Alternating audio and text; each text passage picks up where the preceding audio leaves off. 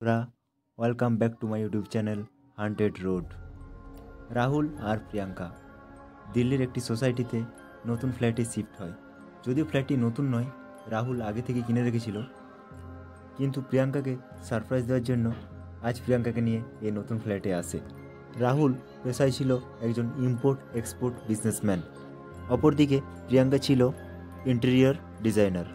যদিও বা প্রিয়াঙ্কার কোনো কাজ করার প্রয়োজন ছিল না, তবুও সে নিজের টাইম পাস করার জন্য এই ইন্টেরিয়র ডিজাইনের কাজটা করত। প্রিয়াঙ্কার বিয়ের পর প্রিয়াঙ্কার বাবা তার সমস্ত সম্পত্তি প্রিয়াঙ্কার নামে লিখে দিয়েছিল, তাই প্রিয়াঙ্কার টাকা পয়সার জন্য কোনো চিন্তাই করতে হতো না। তার হবি হচ্ছে ফ্রি টাইমে গল্পের বই পড়া। রাহুল ওর কাজের জন্য অফিসে ছিল, অপরদিকে প্রিয়াঙ্কা একাকী সময় কাটানোর জন্য গল্পের বই নিয়ে পড়তে বসে যায়। হঠাৎ সে শুনতে পায় কেউ যেন হাসছে মৃদু স্বরে, কিন্তু প্রিয়াঙ্কা ওই হাসির শব্দটিকে উপেক্ষা করে আবার গল্প পড়ে মন নিবেশ করে। বইয়ের পাতাটি উল্টায়, সে দেখতে পায় একটি হাতের চিহ্ন, যেটি তাজা রক্ত দিয়ে তৈরি ছিল। প্রিয়াঙ্কা ভয় পেয়ে যায় এবং সে ওই পাতাটি উল্টিয়ে নেক্সট পেজে চলে যায়।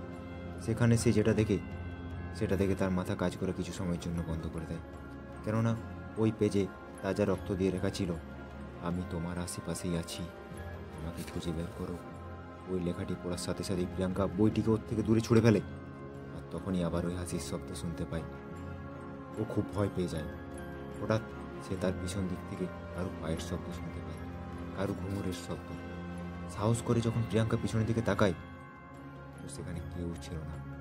একটা স্বস্তির নিঃশ্বাস নেয় আর বিশ্রাম করার জন্য নিজের রুমে চলে যায়। আবার তখনই ওই হাসির শব্দ শুনতে পায়। না না, এটা আমার হ্যালুসিনেশন বলে নিজেকে সান্ত্বনা দিতে থাকে। তখনই ওই হাসির শব্দটি একটি বাচ্চার কান্নায় পরিবর্তিত হয়ে যায়। এতক্ষণ প্রিয়াঙ্কা নিজের চোখ বন্ধ করে রেখেছিল, কিন্তু ওই বাচ্চার কান্নার শব্দ শুনে নিজের মনে সাহস জুগিয়ে চোখ খুলে ও যেটা দেখে সেটা দেখার জন্য মোটেই প্রস্তুত ছিল না।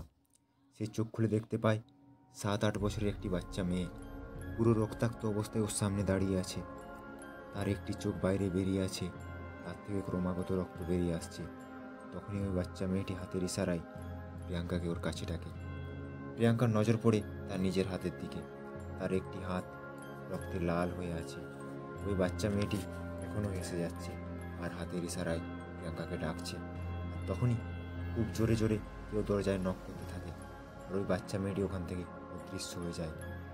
প্রিয়াঙ্কা গেট খুলে দেখে তো রাহুল ওর সামনে দাঁড়িয়ে আছে। ওর মাথায় ব্যান্ডেজ করা, হাতে ফ্র্যাকচার হয়ে গেছে। প্রিয়াঙ্কা উদ্বিগ্ন হয়ে জিজ্ঞেস করে, কি করে হলো এসব? রাহুল জানায়, গাড়ি নিয়ে অফিস থেকে ফেরার সময় ওর গাড়ির সামনে কোনো বাচ্চা মেয়ে চলে আসে, আর তাকে বাঁচানোর জন্যই রাহুল এমার্জেন্সি ব্রেক করে, কিন্তু গাড়ি অ্যাক্সিডেন্ট হয়ে যায়। বাচ্চা মেয়ের কথা শুনেই প্রিয়াঙ্কা কিছুক্ষণ আগের ঘটনা মনে পড়ে যায়। তার সাথেই একটি বাচ্চা মেয়েই ছিল এতক্ষণ। প্রিয়াঙ্কা ভয়ে ঘামতে শুরু করে। প্রিয়াঙ্কা যখনই বাড়িতে একা থাকতো, তখনই ওকে ওই মেয়েটি দেখা দিত এবং তাকে কিছু বলতে চাইতো, কিন্তু তাদের মধ্যে কোনো সেরকম কথাই হয়নি। একদিন ও কিছু জিনিস কেনার জন্য সুপার মার্কেটে যাওয়ার সিদ্ধান্ত নেয়। ও অ্যাপার্টমেন্টের 10th ফ্লোরে ফ্ল্যাট নিয়েছিল। অবভিয়াসলি তারা লিফটে ওঠানামা করত। যেদিন ও লিফটের কাছে যায়, ওর মনে হয় একটা শীতল হাওয়া ওকে ছুঁয়ে চলে গেল। ও লিফটের দরজা খোলার সাথে সাথেই লিফটের ভেতরে প্রবেশ করে, আর লিফটের দরজা সাধারণতের তুলনায় খুবই দ্রুততার সাথে বন্ধ হয়ে যায় এবং লিফটের লাইটগুলো ব্লিঙ্ক করতে শুরু করে। খুব ভয় পেয়ে যায় প্রিয়াঙ্কা, আর তখনই তার চোখ পড়ে যায় লিফটের আয়নাতে। তা দেখে সে আগের থেকেও বেশি ঘাবড়ে যায়, কারণ লিফটের মধ্যে ওই বাচ্চা মেয়েটি একা নয়, তার সাথে একজন মহিলাও আছে, আর ও তার চেহারা খুবই ভয়ানক। তারা দুজনেই একই দৃষ্টিতে প্রিয়াঙ্কার দিকে তাকিয়ে আছে। ও কিছুই বুঝতে পারছে না আসলে ওর সাথে এসব হচ্ছেটা কি, কেন বাচ্চা মেয়েটি বারবার তার সামনে আসছে, আর এই মহিলাটাই বা কে? ওই মহিলাটিকে দেখে প্রিয়াঙ্কার বারবার মনে হচ্ছিল যেন ওই মহিলাটি তার কাছে হেল্প চাইছে। প্রিয়াঙ্কা যখনই পিছন ঘুরে তাকায়, তখনই কেউ যেন ওর হাত ধরে নিয়েছে। ও সাহস করে যখন তাকিয়ে দেখে, ওই বাচ্চা মেয়েটি ওর হাত ধরে আছে, আর ওই বাচ্চা মেয়েটির হাত খুবই শীতল। প্রিয়াঙ্কা ভয়ের কারণে খুবই কাঁপতে থাকে, আর ভয়ে কাঁপতে কাঁপতে লিফটের মধ্যেই জ্ঞান হারায়। কিছুক্ষণ পর যখন লিফটের গেট খোলে, তখন ওয়াচম্যান প্রিয়াঙ্কাকে বাইরে বের করে নিয়ে আসে আর তাকে তার রুমে দিয়ে আসে। প্রিয়াঙ্কা যখন চোখ খোলে তখন সে নিজের ফ্ল্যাটের বেডরুমে নিজেকে পায়। ওর চোখের সামনে তখন লিফটের ঘটনাটি বারবার ফুটে আসছে। আর তখনই প্রিয়াঙ্কা আবার ওই বাচ্চাটিকে দেখতে পায় যে হাতে একটি ডায়েরি নিয়ে ওর দিকে এগিয়ে আসছিল। প্রিয়াঙ্কা আগে থেকেই খুব ভয় পেয়ে গেছিল। ওই বাচ্চা মেয়েটিকে ওই ডায়েরিটিকে টেবিলে রেখে অদৃশ্য হয়ে গেল। প্রিয়াঙ্কার মনে ভয় পেল, ডায়েরিটা পড়তে শুরু করলো। ওতে লেখা ছিল, আমার নাম পারুল। আমি আজ খুব দুঃখের সাথেই এই ডায়েরিটা লিখছি। আমি জানি আমি আর আমার মেয়ে দুজনেই এই দুনিয়ায় বেশি দিনের অতিথি নই। আমি স্বামী কোনো মানুষ নয়, ও হচ্ছে একজন মানুষরূপী পশু। এটা আমার দ্বিতীয় বিয়ে। আমার প্রথম স্বামীর মৃত্যু হয় একটি রোড অ্যাক্সিডেন্টে। তারপর আমার স্বামীর এক বন্ধু আমার আর আমার মেয়ের দেখাশোনা করে বন্ধুর মতো। কিন্তু একটা সময় আসে যখন সে আমার মেয়েকে নিজের মেয়ে বলে স্বীকৃতি দেয় ও আমাকে বিয়ে করে নেয়। আমার স্বামী একজন বিজনেসম্যান ছিল। তার মৃত্যুর পর তার সমস্ত সম্পত্তি আমার মেয়ে ঝিলিকের ছিল। আমাদের বিয়ের পর আমার দ্বিতীয় স্বামী আমার মেয়েকে লিগ্যালি অ্যাডপ্ট করে। প্রথমে আমি ব্যাপারটা বুঝতে পারি নাই। ধীরে ধীরে আমি ওর প্ল্যান বুঝতে পারি। ও আমাকে আর আমার মেয়েকে মেরে আমাদের সমস্ত সম্পত্তি নিজের নামে করে নিতে চাইছিল। কিন্তু যখন আমি বুঝতে পারি তখন অনেক দেরি হয়ে গেছে। ও অনেক আগেই আমাদের মেরে ফেলার প্ল্যান করে নিয়েছিল। ও নিজের অ্যাক্সিডেন্টের প্ল্যান করে আর ওই সময় আমাকে আর আমার মেয়েকে কিডন্যাপ করায় আর আমাদেরকে একটি রুমে আটকে রাখে, যেখানে না তো লাইট ছিল, না তো কোনো খাবার ছিল, আর না তো কোনো জল ছিল। ওই রুমের মধ্যে আমরা খুবই চিৎকার করি, কিন্তু আমাদের কথা কারো কান পর্যন্ত পৌঁছায়নি। আজ হয়তো পৃথিবীতে আমাদের শেষ দিন।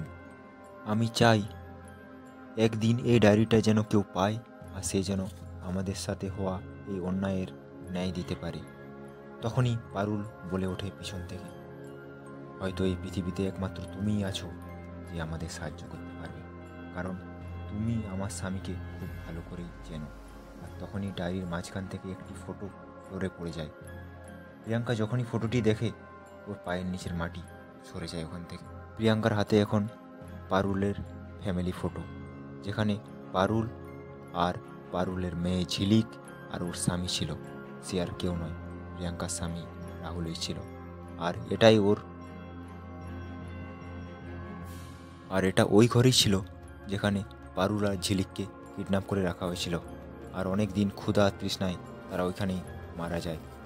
রাহুলকে তার মেয়ের মৃত্যুর জন্য দায়ী করা হয়নি, কারণ ধীরে ধীরে সে সর্বত্র ছড়িয়ে দিয়েছিল যে পারুল তার বয়ফ্রেন্ডকে দিয়ে রাহুলের অ্যাক্সিডেন্ট করিয়ে দেয় এবং তার সাথে পালিয়ে যায়।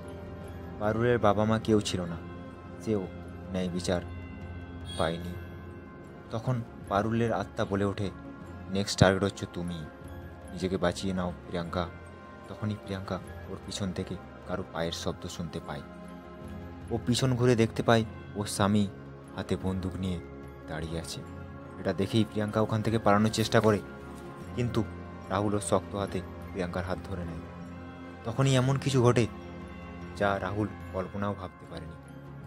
পারুল তার সমস্ত শক্তি ব্যবহার করে ওর মাথার কাছে রাখা ফুলদানি দিয়ে রাহুলের মাথায় আঘাত করে, আর সে সেখানে অজ্ঞান হয়ে যায়।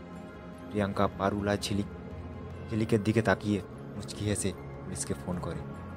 পুলিশ প্রিয়াঙ্কার কাছ থেকে পাওয়া প্রমাণের ভিত্তিতে রাহুলকে অ্যারেস্ট করে আর জিজ্ঞাসাবাদের পর অ্যাপার্টমেন্টের বাগান থেকে ওর মেয়ের কঙ্কাল আর পারুলের কঙ্কাল উদ্ধার করে। পারুল চাইলে সে নিজেই রাহুলকে হত্যা করতে পারত, কিন্তু সে জীবিত থাকাকালীন তার অপরাধের শাস্তি দিতে চেয়েছিল আর এই সত্যতা সারা বিশ্বের সামনে আনতে চেয়েছিল। আজ এই আত্মা শুধু নিজের বা তার মেয়ের জন্য কিছু করেনি, এমনকি প্রিয়াঙ্কার মতো একটি মেয়ের জীবন ধ্বংসের হাত থেকেও বাঁচিয়েছে। হ্যালো বন্ধুরা, আপনি যদি আমাদের চ্যানেলের সাথে যুক্ত না থাকেন তাহলে অবশ্যই চ্যানেলটি সাবস্ক্রাইব করুন আর বন্ধুদের সাথে শেয়ার করুন। ধন্যবাদ।